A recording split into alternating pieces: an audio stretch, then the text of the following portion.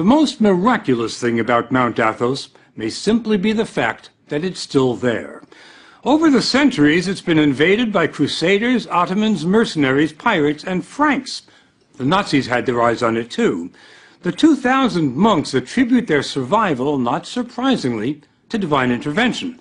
But they've also been pretty crafty. Some of the measures they've taken will surprise you. If you'd like to come for a visit, though, it can be arranged, but it's not easy. First, you'll need a visa issued by the monks. And unless you're an Orthodox pilgrim, it can take a while.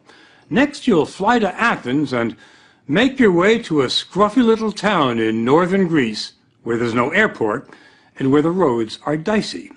Then you'll hop on a ferry, unless the trip has been canceled because of rough seas. That happens all the time. But on a calm day, it can be a very pleasant ride.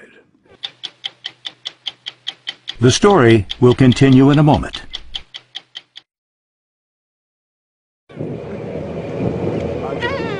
The monks will tell you it takes years of prayer and soul-searching before they're ready to leave the world for Mount Athos. For the likes of us, though, it takes little more than an hour. It was the beginning of Lent when we took these pictures, and the ferry was packed with pilgrims from all over the Orthodox Christian world.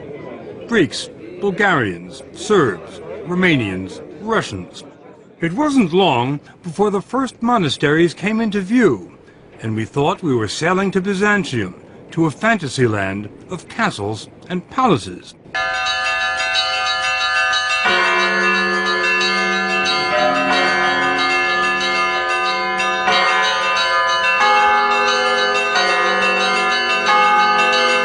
We were headed for Vatopedi, one of the oldest and largest monasteries on Mount Athos. It had the feel of a medieval city. Holiness seemed to seep from the very stones, from the frescoes on the 10th century church, from the marble font for holy water. But then there was the monastery's secular-looking centerpiece. There's nothing remarkable about the clock tower at the Vatopedi Monastery, except for one thing. Check out the time. It's just about 8:30. Now, my watch reads 2:30. That's a 6-hour difference, and there's nothing wrong with their clock or with my watch. It's because the monks on Mount Athos keep Byzantine time.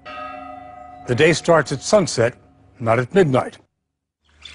The monks measured time this way during the days of the Byzantine Empire. That's the Christian empire that followed the fall of Rome. And that's the flag they still fly here. How long ago did the Byzantine Empire fall?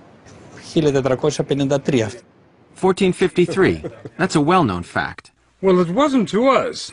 But to Father Serapion, 1453 is the day before yesterday.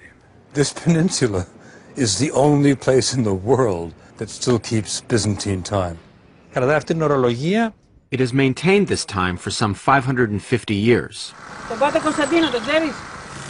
It was harvest time when we arrived, and dozens of monks were hard at work in the olive groves on the hills overlooking the monastery. That's where we ran into Father Nicandros from Melbourne, Australia. This place looks like a summer resort, like a holiday resort, like a retreat, but it's not. It's an arena. It's an arena? Yes. What do you mean? The unseen warfare. Unseen warfare? That's right. What does that mean? To fight against the angels of the dark side, you see, of the demon, of the devil, Satan. The battle against Satan and the dark side is waged here every day. The spiritual leader at Vatopedi is Abbot Ephrem. Here, the life of Christ is experienced in a genuine way, and this doesn't happen in many other places in the world. What I'm talking about is the art of salvation. It just so happened that while we were there, the monks celebrated an elaborate 7-hour vigil, and the church was packed with pilgrims. It's held once a year to honor the archangels Gabriel and Michael. According to the Bible, Gabriel and Michael led the army of angels that expelled Satan from heaven.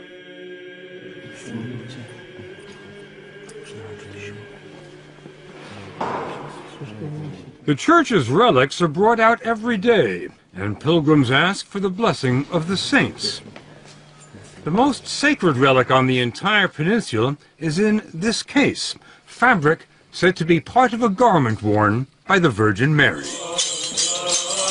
The irony is that while the Mother of God is revered here, no other woman is permitted to even set foot on Mount Athos. It's been like that for 1,000 years. The reason, according to Orthodox doctrine, is that Christ gave the peninsula to his mother, and all other women have been excluded so as to fully honor the Virgin Mary.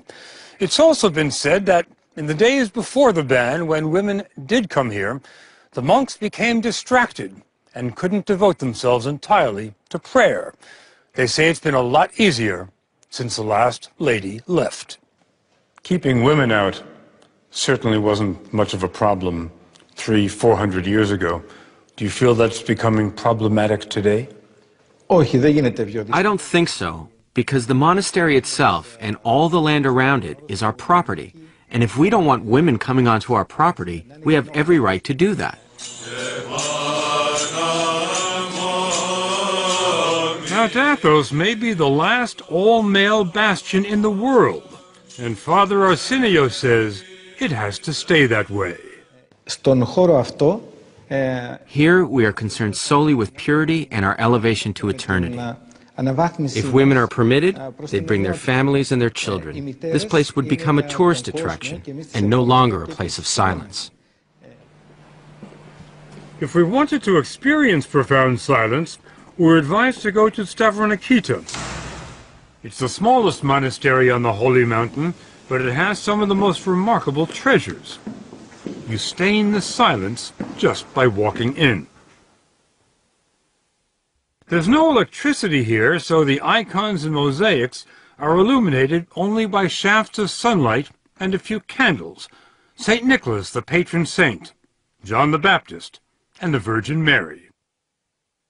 We were stunned by the magnificence of the art here, but then we ran into Father Maximus, a former professor at the Harvard Divinity School. He told us what we were seeing cannot be described as art. They're devotional objects, and they're part of the living liturgical life of the church. So we don't have any art, and we're not a museum. I mean, to put it starkly. Whatever you call it, it's priceless. That's why the monasteries have been invaded and plundered so many times over the centuries.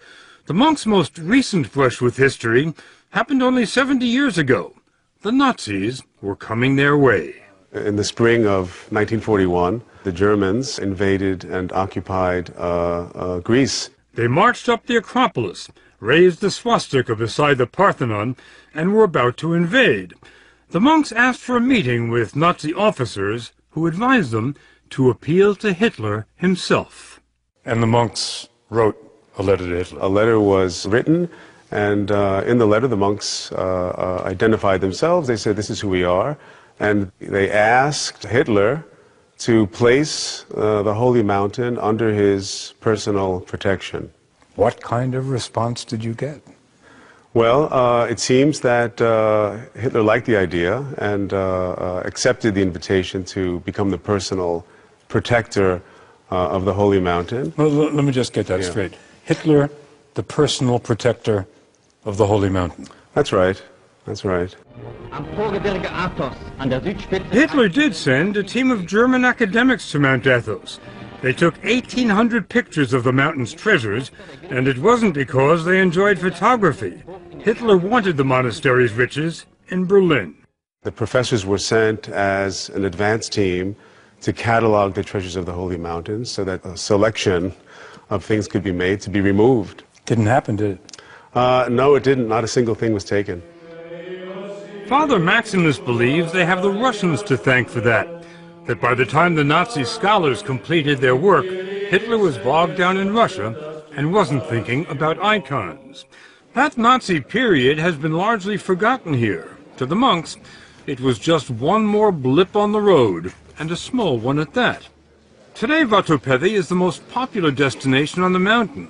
It hosts 35,000 pilgrims a year and offers more than spiritual sustenance. The monks have their own fishing boats and the catch is pretty good. The fish are served fresher than in any Greek restaurant. The refectory dates from the 12th century, and since the 12th century, the food here has been free. Vatopedi has been supported by rich benefactors, emperors, princes, kings, and today, partially by pilgrims with deep pockets who commission icons in the making. But the ancient treasures? Not a chance. They can't even see them. They're under lock and key. It's not a new security system, but it works. Normally, it takes more than one monk to unlock the door, because no one monk is allowed to have all 4 keys at the same time. It's sort of a medieval version of the nuclear launch control. Do you keep those keys in your pocket, Father? Try not to. Father Matthew from Fond du Lac, Wisconsin, was given the abbot's blessing to let us into the inner sanctum. Once inside, there was still another hidden door. Behind the curtain? We walked into the world of Byzantium. It was hard to imagine that everything here was at least 600 years old, because the brilliance had not faded. There are almost 4,000 icons stored in this monastery alone. Oh, wow. The highlight? A 14th century icon of Christ. Every monk will tell you the sole purpose of life on Mount Athos is to get closer to Christ every day. And they say total union with Christ is only possible when they leave this world. Πρώτο πράγμα που κάνει ένας μοναχός είναι να αγαπήσει το θάνατο. The first thing a monk does is embrace and love death. Embrace and love death. Γιατί ο θάνατος... Because death is the ticket to the other life. Without a ticket, you can't travel. Where do you get the ticket? Εδώ, στη ζωή αυτή. In this life, that's what we do each day. We prepare for death. Για το ταξίδι μας προς τον ουρανό. And we are joyful about our journey to heaven. Right. Father Matthew offered to take us to the transit point between this world and heaven. When a monk dies, he's buried until there's nothing left but bones. Then he's brought to where every monk who's ever lived here ends up, the ossuary. Any idea how many skulls there are here? Thousands. I'm not sure how many thousands. Any idea how far they go back? The ones here would be to the 16th century. When you look at the ossuary, what comes to mind? Mostly I see that this is where I'm going to be.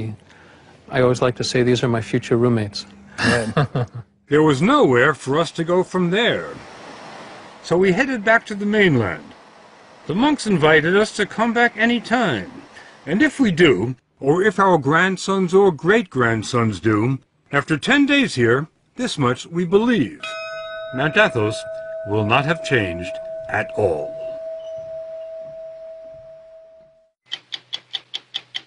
Go to 60minutesovertime.com to see the challenges of scaling and shooting a story on Mount Athos.